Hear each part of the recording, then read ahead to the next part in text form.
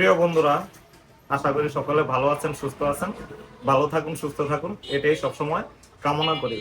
তবে আমরা এবছর সকলেই জানি যে আমাদের মুস্তাফিজুর রহমান কলকাতা নাইট রাইডার্সে আইপিএলে ডাক পেয়েছিল, তবে তার খেলাটা সম্পূর্ণ অনিশ্চিত হয়ে যাচ্ছে। তাহলে শুনুন পুরো বিস্তারিত ঘটনাটা। মুস্তাফিজকে আইপিএল থেকে বাদ দেওয়া নিয়ে মদনলালের কিছু কথা। নিশ্চয়ই উপর মহল থেকে এটা চাপ হচ্ছে। খেলার মাঠে রাজনীতি প্রবেশ নতুন কিছু নয়। এবার তার আশ লাগলো বাংলাদেশের কাটার মাস্টার মুস্তাফিজের গায়ে। আইপিএল এর নিলামে 9 কোটি 20 লাখ রুপিতে মুস্তাফিজকে দলে ভিড়িয়েছিলেন কলকাতা নাইট রাইডার্স মানে কেকেআর।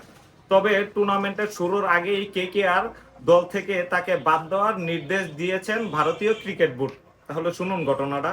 আর এই পুরো ঘটনাটার উপর মহলের চাপ, এমন সিদ্ধান্ত নেওয়া হয়েছে বলে মনে করেন ভারতের হয়ে 1983 বিশ্বকাপ জয়ী সাবেক অলরাউন্ডার মদনলাল। গত মাসে আইপিএল এর নিলামে মুস্তাফিজকে নিয়ে রীতিমতো কারাকারি পড়ে গিয়েছিল। 2 কোটি রুপির মূল্যে এই বাঁহাতি পেসারকে 9 কোটি 20 লাখ রুপিতে দলে ভেড়ায় কেকেআর। চেন্নাই সুপার কিংস আর দিল্লি ক্যাপিটালের সঙ্গে লড়াই করে তাকে এরকম ছিনিয়ে নিয়েছিলেন বলিউড অভিনেতা শাহরুখ খানের দল।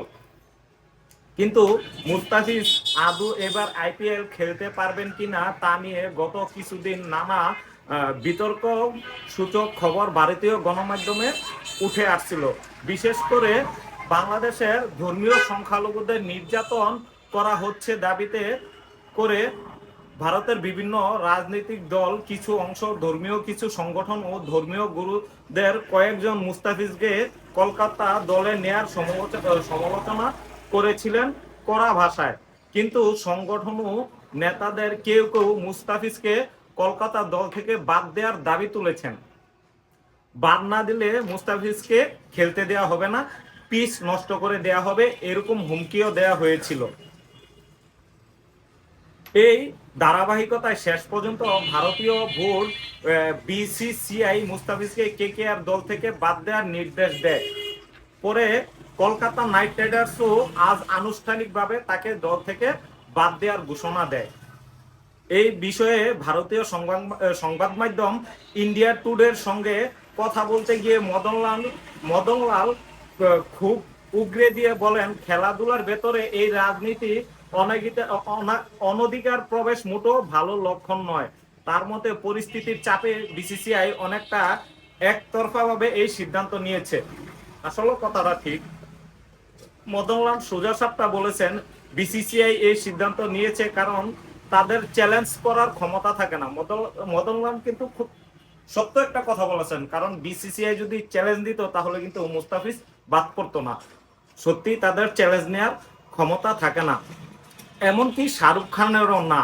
কিন্তু খেলাধুলা কেন এই রাজনীতি ঢুকেছে আমি জানি না, ক্রিকেট কোন দিকে যাচ্ছে। মদনলাল মনে করেন এখানে মুস্তাফিজ পরিস্থিতির শিকার। তিনি সরাসরি বলেছেন, নিশ্চয়ই উপর মহল থেকে চাপ ছিল। বাংলাদেশে যা ঘটছে তা অত্যন্ত দুঃখজনক, কিন্তু খেলোয়াড়দের কেন এর মাঝখানে টেনে আনা হয়েছে, তাই না? কি কারণে খেলোয়াড়দেরকে টেনে আনা হচ্ছে, এটাও সত্যি একটা প্রশ্নের বিষয়। নিলামে তো একটা কমিটি বসে খেলোয়াড় নির্বাচন করেছেন। তবে ভারতের মতো ক্রিকেট পাগল দেশে এই জাতীয় আবেগ যে অনেক বড় বিষয় তাও মানছেন এই সাবেক তারকা। তার মতে দেশ সবার আগে, এই ভাবনা থেকে হয়তো বোর্ড এমন কঠিন সিদ্ধান্ত নিতে বাধ্য হয়েছেন। তার কথা, দেশের মানুষের আবেগ সবসময় বড়।